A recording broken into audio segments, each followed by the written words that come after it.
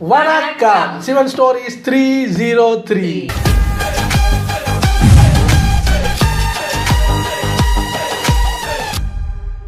சரி வாங்க, மறுபடியும் கெப்பாகி போச்சு. பரவாயில்ல, கேப்பு விட்டு பாடணும். இது ஒரு 17 minutes வீடியோங்கிறதாலே டக்குன்னு பார்த்துட்டு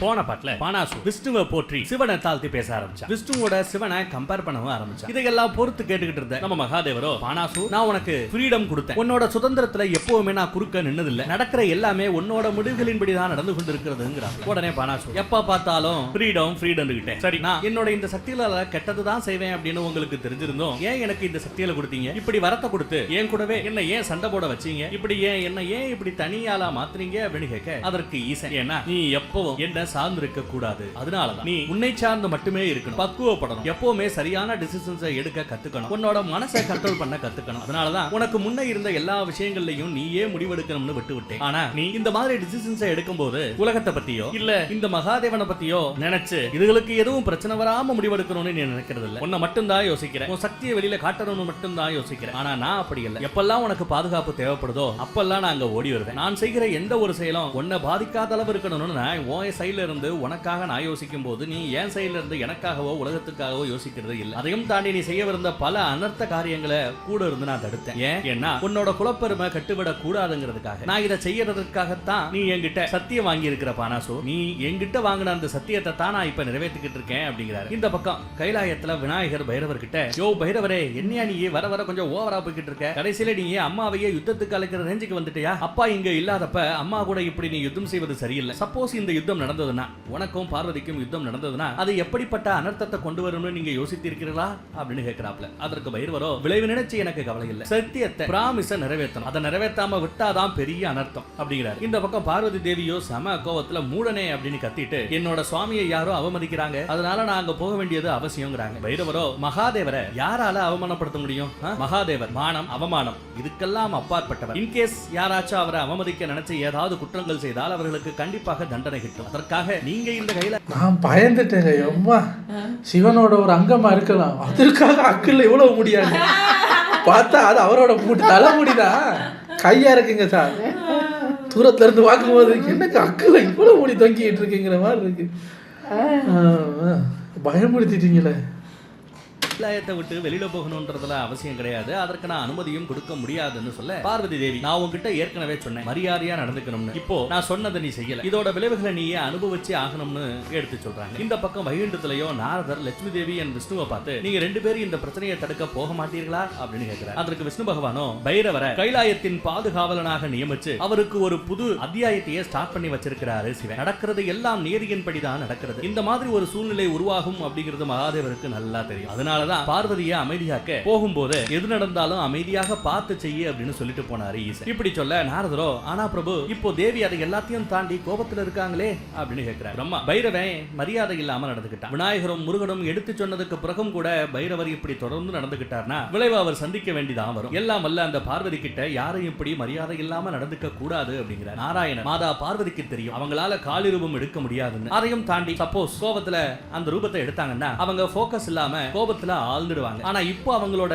குறிக்கோள் என்ன, அவங்களோட எய்ம் என்ன, சோனிட்பூர்ல இருக்கிற அரண்மனையை அடைவதுதான் அப்படிங்கிறார். அப்புறம் பிரம்மா, பைரவர் செஞ்சதுக்கு கண்டிப்பாக தண்டனை கிடைக்கும் அப்படிங்கிறாப்ல. இங்கிட்டு கைலாயத்துல பார்வதி தேவி தன்னோட ரூபத்தை அப்படியே பெருசாக்கி அப்படியே துர்க்கை அம்மன் போல நின்னு பைரவரை பார்த்து, நீ என் சுவாமிக்கு செய்து கொடுத்த சத்தியத்துல என்னோட மகத்துவத்தை நீ பார்க்கல, ஒரு நார்மல் மனுஷங்கிட்ட நடந்துக்கிற மாதிரி எனக்கே உத்தரவு போட்ட, என்னோட பேச்சை கேட்காம என்ன மரியாதை இல்லாம நடத்தின, கைலாயத்தை விட்டு நான் போக வேண்டிய காரணத்தை தெரிஞ்சும் நீ என்ன தடுத்த, நீ என் புருஷனோட ஒரு பகுதி, அதனாலதான் நான் உன் கூட யுத்தம் செய்ய மாட்டேன், உன் கூட யுத்தம் செஞ்சு என் பவித்திர தன்மையை நான் குறைச்சிக்க மாட்டேன், அதற்காக உன்னை சும்மா விட போறதும் இல்ல, நான் உனக்கு சாபம் தரேன், நீ பூலோகத்துல பல காலங்களுக்கு மனிதனாக பிறந்து வாழ்வாய், இங்க நீ பார்த்த இந்த காவல் வேலையை நீ அங்க போய் பாரு போ அப்படின்னு. மாட்டிக்கிட்டீங்களா? அப்ப மனுஷனா பிறக்கிறதே சாபம் தான் இல்ல. இப்ப நாங்க என்ன சொம்பையா? எப்படி தெரியுது எங்களை பார்த்தா? கண்டுபிடிச்சிட்டேன்.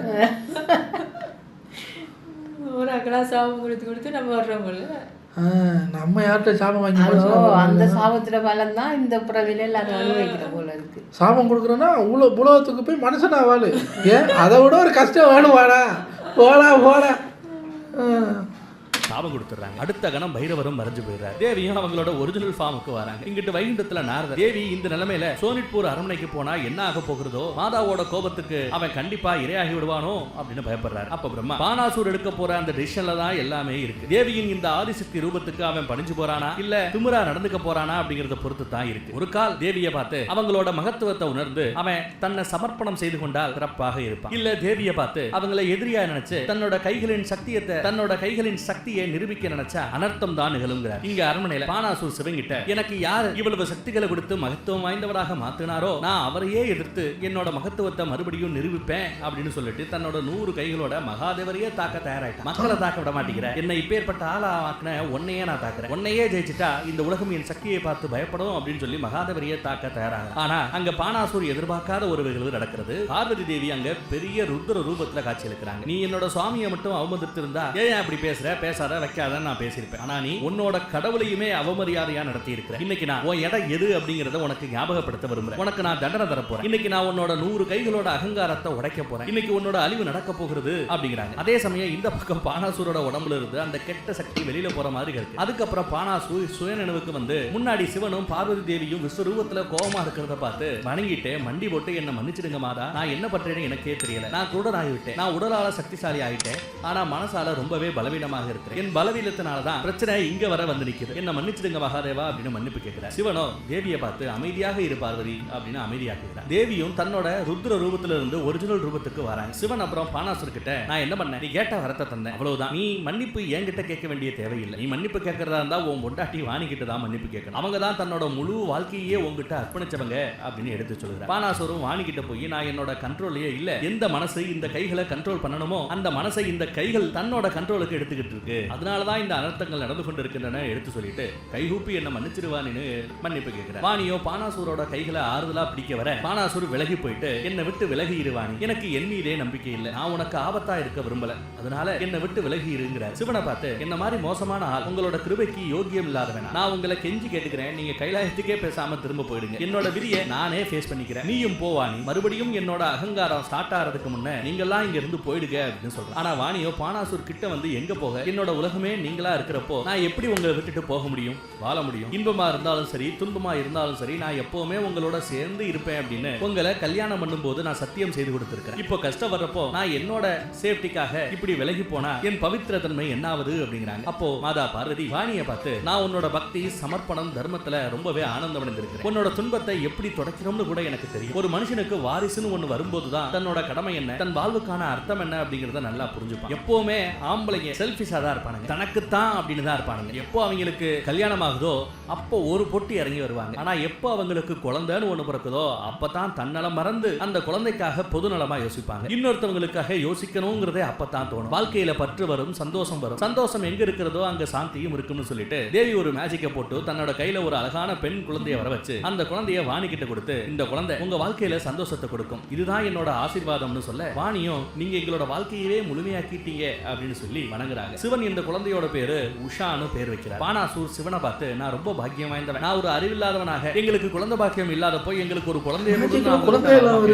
எதற்காக இந்த பயனில்லாத 100 கைகளை கேட்டேன் அப்படின்னு தெரியல அப்படின்னு வருத்தப்பட்டு சொல்லுகிறான். அதற்கு சிவன் உன்னோட 100 கைகளும் கண்டிப்பாக ஒரு நாள் உனக்கு பயன்படும், ஏன் இப்ப இருக்கிற இந்த குழந்தைய வளர்க்கவும் அதை பராமரிக்கவே உனக்கு இந்த கைகள் கண்டிப்பாக தேவைப்படும், அப்பாவாக இருக்கிறது ஒரு கௌரவமான விஷயம் பானாசூர், தகப்பனா ஆன பிறகும் ஒரு கால் ஒருத்தன் மாறல அப்படின்னா அப்போ அப்பாவா இருக்கக்கூடிய அந்த கௌரவத்தை உணரல அப்படின்னு அர்த்தம். பானாசூர் நீ மிகவும் சக்தி வாய்ந்தவனாக இருக்கிறதுனால நீ உன்னோட ராஜ்யத்துல உள்ள மக்கள் எல்லாரையும் உன்னோட குழந்தையா பாவிச்சு காக்கிறது உன்னோட கடமை, இதுதான் சிறந்த தகப்பனோட தர்மம். தகப்பன் செய்யற அந்த நல்ல மற்றும் கெட்ட விஷயங்கள் தன்னோட குழந்தைகள் மீதும் பிரதிபலிக்கும், உன்னோட திங்கிங், உன்னோட தர்மம், உன்னோட செயல்கள், உன்னோட நற்கர்மங்கள் இது எல்லாத்தையும் உன்னோட குழந்தையும் பின்பற்றும். நீ உன் குழந்தைக்கு பாடக்கூடிய அந்த தாலாட்டுல கூட அது பொருந்தி இருக்கும். பார்வதியோட இந்த வரத்தை நல்லபடியா ஆளாக்க உங்க வாழ்க்கையில நீங்க மாற்றத்தை கொண்டு வரணும், சில நேரங்கள்ல தியாகமும் செய்யணும். நீ இதே மாதிரி பானாசூர் கூடவே இருவானி, இவனை எப்பவும் தனியா விடாத. பானாசூரும் தன்னோட இந்த 100 கைகளை வச்சு இந்த குழந்தையோட வளர்ப்புல பெரிய பங்கு வகிப்பான் அப்படிங்கிறார். அதற்கு பானாசூரும் சிவங்கிட்ட பிரபு நீங்க காட்டுற இந்த வழிதான் எனக்கான அடுத்த பயணமாக இருக்கும், நான் எடுத்து வைக்கக்கூடிய ஒவ்வொரு அடியும் நீங்க காட்டுற வழியில தான் இருக்கும்னு சொல்லிட்டு தேவி நான் என்னோட மகளை வளர்க்கறதுக்குள்ள முழுமையாக ஈடுபட இருக்கிறேன், அவளை வளர்க்கறதுல என்னோட கடமைகளை சிறப்பாக செய்வேன்னு சொல்லி 2 பேரும் சிவங்கிட்டையும் பார்வதி கிட்டையும் வணங்கி ஆசீர்வாதம் வாங்கிக்கிறாங்க. அதே சமயம் இந்த பக்கம் வைகுண்டத்துல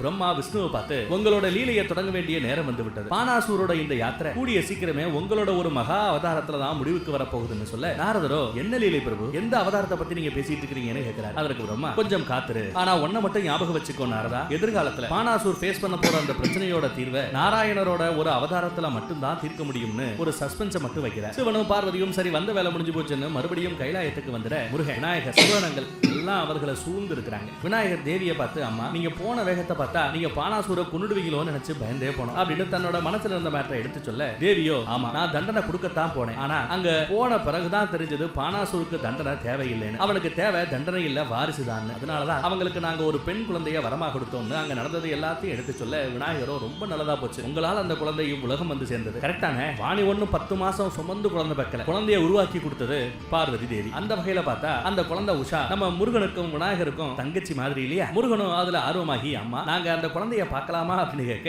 சிவனோ இல்ல மகனே இப்ப இல்ல, பானாசூர் வாணியோட வாழ்க்கையில இப்பதான் ஒரு புது அத்தியாயமே உஷா வடிவில தொடங்கி இருக்கு, சரியான நேரம் வரப்ப நீங்க எல்லாரும் அவளை மீட் பண்ணுவீங்க, அதே போல அவ வாழ்க்கையில நீங்க எல்லாரும் ஒரு முக்கியமான காரியம் ஆற்றவிருக்கிறீங்கன்னு சொல்லி சமாதானப்படுத்தி பசங்களை அமைதியா இருக்க சொல்லுகிறார். இந்த அங்க உள்ள அமைச்சர்கள் கிட்ட மன்னர் ரொம்ப சந்தோஷமாக மக்கள் எல்லாத்துக்கும் இந்த நியூஸ பரப்புங்க, அவங்களோட ராஜாவுக்கு பெண் குழந்தை பிறந்திருக்குன்னு அந்த சந்தோஷ செய்தியை மக்களுக்கு கண்டாரம் போட்டு சொல்லுங்க, மக்களும் அதை எல்லாத்தையும் தெரிஞ்சுக்கணுங்கிறார். அமைச்சரோ கண்டிப்பாக மகாராஜா நாங்க சீக்கிரமாகவே இந்த நியூஸை ஸ்ப்ரெட் பண்றோம், ஆனா அறிவிக்கையில இன்னும் ஏதாவது இன்ஃபர்மேஷன் ஆட் பண்ணணுமா மகாராஜ், மகள் உங்களோடதுன்னு சொல்லணுமா இல்ல சிவன் மற்றும் பார்வதியின் மகள்னு அறிமுகப்படுத்தணுமா அப்படின்னு கேட்கிறார். பானாசூர் கொஞ்சம் செகண்ட்ல ஜீவனு கோவத்தோட உச்சிக்கு போயிட்டாரு. மூடனே நான் என்ன சொன்னா நீ என்ன செய்யற, என்ன அவமானப்படுத்த பாக்குறியா அப்படின்னு கத்த ஆரம்பிச்சார். அமைச்சரோ சிவனாலையும் தேவி பார்வதியாலையோட கிருபையாலையும் உங்களுக்கு அந்த குழந்தை கிடைச்சது, அப்போ அந்த குழந்தையோட அப்பா சிவன் அம்மா பார்வதி தானே, நீங்க ஒண்ணு 10 மாசம் சுமந்து குழந்தைய பெத்தெடுக்கலையே அப்படின்னு சொல்ல வரும் பாருங்க பானாசூருக்கு கோவம் அப்படியே அந்த அமைச்சரோட கழுத்தை பிடிச்சு நெருக்கிறார். அப்புறம் பானாசூர் அந்த மந்திரியை பார்த்து இது என்னோட குழந்தை, எனக்காக அவங்க உருவாக்கி கொடுத்த குழந்தை புரியுதா அப்படின்னு கேட்க அந்த பக்கம் வாணி ஓடி வந்து பானாசூர் கையை பிடிச்சு நல்லலால் அதுமா மந்திரியை மன்னிச்சு விடுங்க, அவர் தெரியாம ஏதாவது சொல்லியிருப்பாரு, இனிமே இப்படி நடக்காதுன்னு நம்பிக்கை ஊட்டுறாங்க. இங்கிட்டு கைலாயத்துல சிவன் தேவி கிட்ட சப்போஸ் பானாசூர் தன்னைத்தானே கண்ட்ரோல் பண்ணலன்னா விளைவு இன்னும் ரொம்ப மோசமாக இருக்கும் அப்படின்னு எடுத்து சொல்கிறார். இங்கிட்ட அரண்மனையில பானாசூர் அமைச்சர் கழுத்துல இருந்து கையை எடுக்கல, உடனே வாணி உஷாவுக்காக விட்டுடுங்களேன் அப்படின்னு எடுத்து சொல்ல தப்புன்னு குழந்தைக்காக பானாசூர் கையை எடுத்துறார். அந்த அமைச்சர் அப்படியே கீழே விழுந்துறாரு. அப்புறம் பானாசூர் மறுபடியும் சுயநலவுக்கு வந்து அந்த அமைச்சரை தூக்கி விட்டு என்ன மன்னிச்சிடுங்க அமைச்சர், எனக்கு என்ன ஆச்சுன்னு தெரியல, போய் மக்களுக்கு அறிவிக்க தயாராகுங்க அப்படிங்கிறார். அமைச்சரும் நன்றி சொல்லிவிட்டு போக இதை கைலாயத்திலிருந்து பார்க்கிற சிவனும் பார்வதியும் கொஞ்சம் சந்தோஷமாகறாங்க. சிவன் உஷாவால இன்னைக்கு பானாசூர் தன்னை கண்ட்ரோல் பண்ண கத்துக்கிட்டான், அப்படின்னா என்ன அர்த்தம், கோபக்கார அப்பனுக்கு ஒரு பெண் குழந்தைய கொடுக்கணும் அப்படின்னு நீ எடுத்த முடிவு சரியான முடிவு பார்வதினு பாராட்டுறார். இங்கிட்ட அரண்மனையில வாணி குழந்தைய வச்சுக்கிட்டு இருக்க அங்க வர பானாசூர் வாணியை பார்த்து உனக்கு ஒண்ணு தெரியுமா வாணி, நம்ம மக இந்த அரண்மனைக்கு வந்ததுல இருந்து நான் எப்ப பார்த்தாலும் இவளை பத்தியே யோசிச்சுக்கிட்டு இருக்கிறேன், என் அரவணைப்புக்காக என் குழந்தை ஆசைப்படுவாளா, வா மகளே அப்பா கிட்ட வா, உன்னோட அப்பா உன்னை தூக்க ஏங்கி காத்து கொண்டு இருக்கிறேன் அப்படின்றார். ஆனா வாணியோ கொஞ்சம் தடுமாறுறாங்க. ஏன் அவங்க தடுமாறுறாங்கன்னா அந்த 100 கைகள் கோவத்துல குழந்தைய ஏதாவது செஞ்சிருச்சுன்னா அப்படின்னு பயப்படுறாங்க. அமைச்சரோட கழுத்தை பிடிச்சு அவர் நெரிச்ச மாதிரி குழந்தைய ஏதாவது செய்து விட்டால் அப்படின்னு பயப்படுறாங்க. பானாசூரோ குழந்தைய தூக்க வருவான், வாணி முடியாதுன்னு தடுத்துறாங்க. என்ன ஆச்சு வாணி, ஏன் குழந்தைய கொடுக்கறதுக்கு இப்படி யோசிக்கிற அப்படின்னு கேட்டா இல்ல சுவாமி உஷாவுக்கு பசிக்குது, பசி போகிற வர அவளுக்கு எப்படி தூக்க வரும், நான் இப்போ வந்துடுறேன் அப்படின்னு சொல்லிட்டு குழந்தைய தூக்கிட்டு ஏதோ பசியாத்த போற மாதிரி போயிடுறாங்க. பானாசூரோ குழந்தைய தூக்க முடியாம அப்படியே சோகத்துல இருக்காங்க. இங்க கைலாயத்துல தேவி வாணி இப்படி பானாசூர் கிட்ட இருந்து குழந்தைய விலக்கி வைக்கிறதுனால பானாசூர் கோபமாகிட போறான். பானாசூரை மாற்றுவதற்காகத்தான் நாம உஷாவை பானாசூரோட வாழ்க்கைய மாத்தணுமா, நான் போய் வாணிக்கு இதை புரிய வைக்கலாமா அப்படின்னு கேட்க அதற்கு சிவன் இல்ல பார்வதி நாம இதுல தலையிடுறது கரெக்டாக இருக்காது, புருஷனும் பொண்டாட்டியும் இந்த பிரச்சனையில அவங்களே ஒன்னா இருந்து ஃபேஸ் பண்ணட்டும் அப்படிங்கிறார். தேவியும் சிரிக்கிறாங்க. அப்புறம் சிவன் பார்வதி எனக்கு இன்னொரு வேலை ஒண்ணு இருக்கு, அதை நான் முடிக்கணுங்கிறார். இந்த பக்கம் பானாசூரோ தன்னோட பெட்ரூம்ல உட்கார்ந்துகிட்டு இருக்க அந்த நாரதர் அங்க வந்து பானாசூரை பார்த்து எப்படி இருக்க பானாசூர் அப்படின்னு விசாரிக்க பானாசூரோ நான் நல்லா இருக்கிறேன் அப்படின்னு ஒரு மாதிரியா சொல்றாரு. அதற்கு நாரதர் எல்லாத்தையும் விட சக்தி வாய்ந்த ராஜா சொல்ற பதிலா இது சாமாயா இருக்கேன் கெத்தா இருக்கேன்னு சொல்ல வேண்டாமா, எங்க பார்த்தாலும் உன்னோட பேச்சு தான், தேவலோகம் பிரம்மலோகம் கைலாயம் எல்லாம் உன் பேச்சு தான், எல்லா இடத்துலயும் உன் பேச்சு தான். பானாசூர் தன்னோட குலத்தோட பெருமைக்காக மகாதேவரையே சோனிட்பூருக்கு வர வச்சான் அப்படின்னு எல்லாரும் பேசிக்கிறாங்கன்னு எடுத்து சொல்ல அதை கேட்டு சந்தோஷமான பானாசூர் அப்படியா எல்லாரும் பேசிக்கிறாங்க அப்படின்னு பெருமைப்படுறார். அதற்கு நாரதரோ அது எப்படி பேசாம இருப்பாங்க, அது மட்டும் இல்லாம சிவனும் பார்வதியும் சேர்ந்து அவங்க ஆசீர்வாதத்தினால உஷாவை உங்களுக்கு கொடுத்தாங்க இல்லையா, அதை பத்தியும் பேசிக்கிறாங்கிறார். இதையெல்லாம் கேட்ட பானாசூர் இந்த விஷயங்கள் எல்லாம் எனக்கு வந்து சொன்னதுக்கு ரொம்பவே நன்றி நாரதா அப்படின்னு நன்றி சொல்கிறார். அடுத்து என்ன செய்யணும், கட்டளை எடுக்கணும் கேட்கிறார். அதற்கு நாரதரோ கட்டளை எல்லாம் ஒண்ணும் இல்ல வேண்டுகோள் தான், சிவபுத்திரியோட தரிசனத்தை எனக்கு கொஞ்சம் காட்டுவீர்களா அப்படின்னு கேட்க பானாசூர் தேவரிஷி உஷா எங்களோட பொண்ணு, சிவன் எனக்காக கொடுத்த குழந்தை, அப்போ என் குழந்தைன்னு தானே நீங்க சொல்லணுங்கிறார். நாரதரோ ஆமா ஆமா என்ன மன்னிச்சிருங்க பானாசூர், உங்க பொண்ணை என்கிட்ட காட்ட மாட்டீர்களா அப்படின்னு கேட்க பானாசூரோ கண்டிப்பாக வாங்க வாங்கன்னு சிரிச்சுக்கிட்டே உள்ள கூப்பிட நாரதர் எல்லாத்தையும் புரிஞ்சுக்கிட்டு நாக்கெல்லாம் சிரிக்கிறார். நாரதரும் பானாசூரும் வாணியன் குழந்தை கிட்ட போறாங்க. பானாசூர் இதோ பாத்தீர்களா உஷா உன்னை பார்ப்பதற்காக தேவரிசி வந்திருக்காருங்கிறார். வாணி ரொம்ப ஹாப்பி ஆகி நான் நாரதர் கையில குழந்தைய கொண்டு போய் தராங்க. இதை பார்த்த பானாசுர் மனசுக்குள்ளேயே நம்ம கேட்கும்போது கூட வாணி குழந்தைய நம்ம கையில கொடுக்கல, ஆனா தேவரிசி கேட்காமையே அவங்க கிட்ட கொண்டு போய் குழந்தைய தாராளே அப்படின்னு யோசிக்கிறாப்ல. நாரதர் உஷாவை பார்த்து உனக்கு விசேஷமான சக்தி இருக்கு, மகாதேவர் அண்ட் நாராயணரோட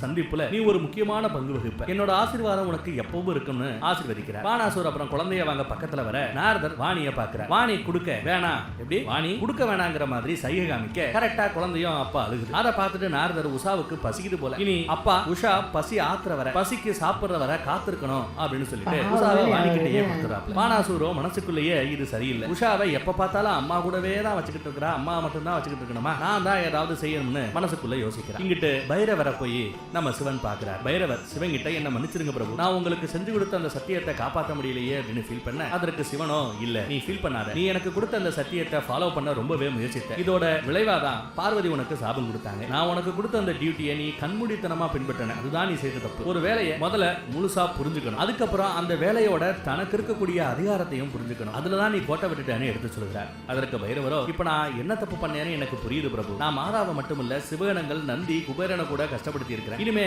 எதிர்காலத்துல சப்போஸ் எனக்கும் உங்களுக்கும் தேவி பார்வதிக்கும் சேவை செய்யக்கூடிய அந்த ஆப்பர்ச்சுனிட்டி கிடைச்சா கண்டிப்பாக நான் சிறப்பாக செய்வேன், நிராசை அடைய விட மாட்டேன் பிரபு. ஆனா பிரபு மாதா பார்வதி கொடுத்த அந்த சாபத்துல இருந்து எனக்கு எப்ப முக்தி கிடைக்கும்னு கேட்க அதற்கு சிவன் பைரவா இந்த சாபம் உனக்கு நான் உனக்கு கொடுத்த அந்த கடமையை பின்பற்ற முயற்சி செய்ததுனால கிடைத்தது, உனக்கு முக்தி கொடுக்க நானே மகேஷ்ங்கிற அந்த அவதாரம் எடுத்து பூலோகம் வருவேன் அப்படிங்கிறார். அதற்கு பைரவரோ ஆனா பிரபு நான் பண்ண தப்புக்காக நீங்க இந்த அவதாரம் எடுக்கிறப்போ தேவியை நீங்க பிரிய வேண்டிய அந்த கட்டாயம் வருமே, ஏன் நீங்க தேவியை பிரியணும் வேண்டாங்கிறாப்ல. அதற்கு சிவனோ கவலைப்படாத பைரவா, இந்த அவதாரத்தை நான் எடுக்கிற மாதிரியே தேவியும் சாரதா அப்படிங்கிற அந்த அவதாரத்தை எடுப்பாங்க, அவங்களும் பூலோகம் வருவாங்கன்னு சொல்ல பைரவர் இதை கேட்டு ரொம்பவே எமோஷனல் நிர்ணயிக்கப்பட்டு விட்டது, நீ ரூடி வாழ்கன்னு சொல்லிட்டு கிளம்பிடுறாரு. அப்புறம் இந்த அரண்மனையில சில வேலை பெண்கள் ஓடி வந்து வாணிக்கிட்ட மகாராணி உஷாவை காணோம் அப்படின்னு கத்துறாங்க. மகாராணி பயந்து போய் மகாராஜாவுக்கு இந்த விஷயம் தெரியறதுக்குள்ள உஷாவை கண்டுபிடிக்கணும், இல்லைன்னா அவர் பயங்கரமா கோவப்படுவாரு, வாங்கன்னு சொல்லிட்டு தேட போயிடுறாங்க. இங்கிட்டு பானாசுரோ உஷாவை யாருக்கும் தெரியாம வச்சு கொஞ்சிக்கிட்டு இருக்கிறாரு.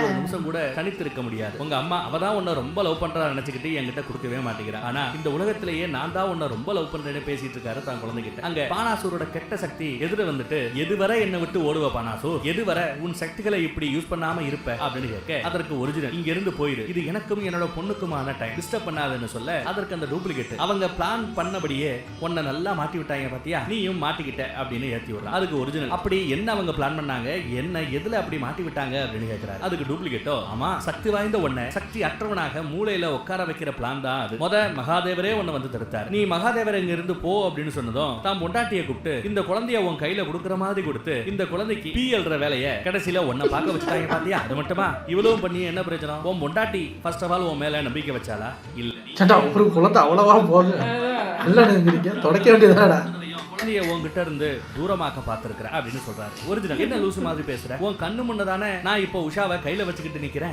இங்க இருந்து போ அப்படின்னு திட்ட ஆரம்பிச்சது. அந்த டூப்ளிகேட்டோ என்ன செய்யணும்னு தெரியாது இந்த டைம் அப்படியே மறைஞ்சு போயிடுறான். அப்புறம் பானாசு உஷாவை பார்த்து இந்த மாதிரி எப்பவுமே உன்னோட அப்பா தடம்பரலாம நியாயத்தின் பக்கம் நிக்க நீதான் உதவணும் அப்படின்னு பொண்ணு கிட்ட பேசிட்டு இருக்க. வாணி குழந்தைய தேடிக்கிட்டு பானாசூரோட ரூமுக்கே வந்து பானாசூரை உள்ள வந்து பாக்குறாங்க, கூட குழந்தை இருக்கிறத பாக்குறாங்க. அவ வந்து நிக்கிறது தெரியாம குழந்தைய இவர் கொஞ்சிக்கிட்டு இருக்க. இந்நேரம் நீ அம்மா கூட இருந்ததுன்னா நல்லா சாப்பிட்டுட்டு தூங்கி இருப்ப, தாலாட்டு பாடி உன்னை தூங்க வச்சிருப்பான், அப்புறம் நான் எப்படி உன் கூட விளையாட முடியும், அதனாலதான் நான் உன்னை தூக்கிட்டு வந்துட்டேன்னு குழந்தைகிட்ட பேசிட்டு கொஞ்சம் விளையாடிக்கிட்டு இருக்கிறாரு. அதை அந்த அம்மா பாக்குது, ஆனா பயப்படுது, எங்க இவராலேயே குழந்தைக்கு ஏதாவது ஆகிவிடுமோ அப்படின்னு பயப்படுது. அடுத்து என்ன ஆகும் பொறுத்திருந்து பார்ப்போம், அடுத்த எபிசோட்ல பார்ப்போம், காத்துருங்க.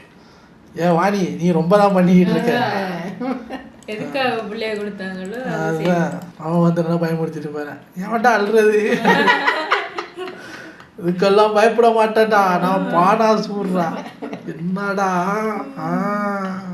சொல்லுவாரு அள்ளிட்டு போறேன் அதான் 100 கை இருக்கு, அப்ப யோசிப்பாரு இதுக்கு தான் 100 கை கிடைச்சிருக்கு போல இருக்கு, அது சரி நல்லா இருக்கு. உங்களை அடுத்த வீடியோல வந்து சந்திக்கிறேன்.